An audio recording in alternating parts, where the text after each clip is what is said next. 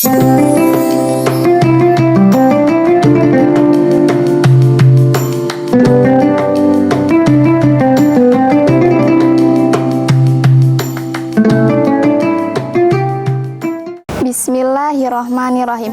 Assalamualaikum warahmatullahi wabarakatuh.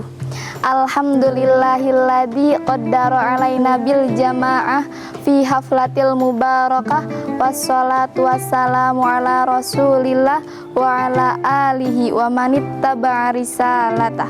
Amma ba'du. Segala puji bagi Allah Subhanahu wa Ta'ala yang mana telah memberikan kita nikmat iman, Islam, dan kesehatan. Sholawat serta salam semoga tercurah limpahkan kepada junjungan kita Rasulullah Shallallahu Alaihi Wasallam beserta keluarga dan para sahabatnya. Hadirin yang dirahmati Allah, pada kesempatan ini mari kita renungkan bersama-sama tentang birrul walidain. Ada yang tahu birrul walidain itu apa? Birrul walidain yaitu berbakti kepada orang tua. Di sini suka berbakti kepada orang tua.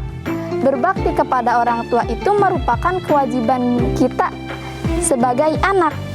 Sebagaimana Rasulullah Shallallahu Alaihi Wasallam bersabda, ridho Allah tergantung kepada ridho orang tua dan murka Allah tergantung kepada murka orang tua. Hadis riwayat Tirmidzi.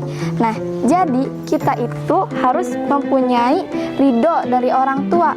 Karena kalau orang tua kita itu udah ridho kepada kita, maka Allah pun akan ridho kepada kita. Nah, jadi kalian itu juga jangan membuat orang tua kita itu murka kepada kita.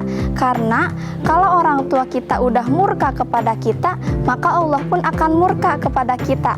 Nah, di sini juga kalian jangan sampai memarahi dan mencela orang tua.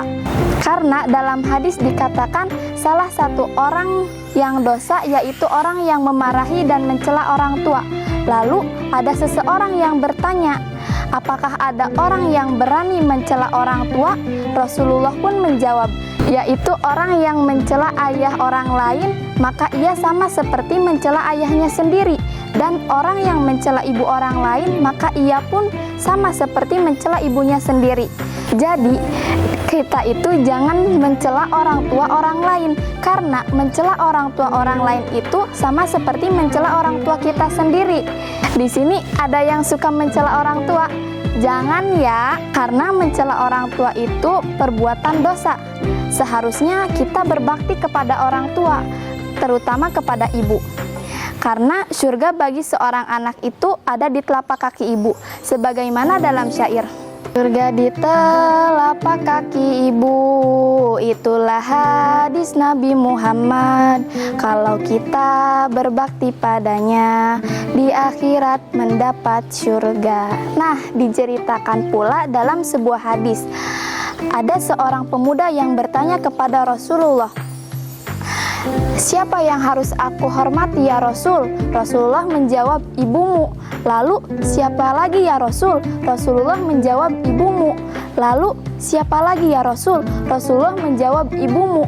Lalu, siapa lagi ya Rasul? Rasulullah menjawab, bapakmu. Rasulullah menjawab, ibumu itu selama 3 kali berturut-turut. Yang terakhir baru bapakmu.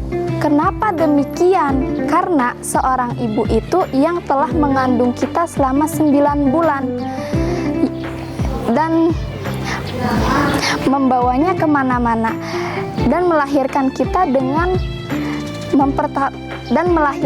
dengan mempertaruhkan nyawanya, menyusui, merawat kita dari kecil hingga sekarang.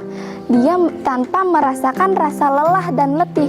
Jadi kita harus memenuhi haknya dan kita harus memenuhi panggilannya jika ia memanggil.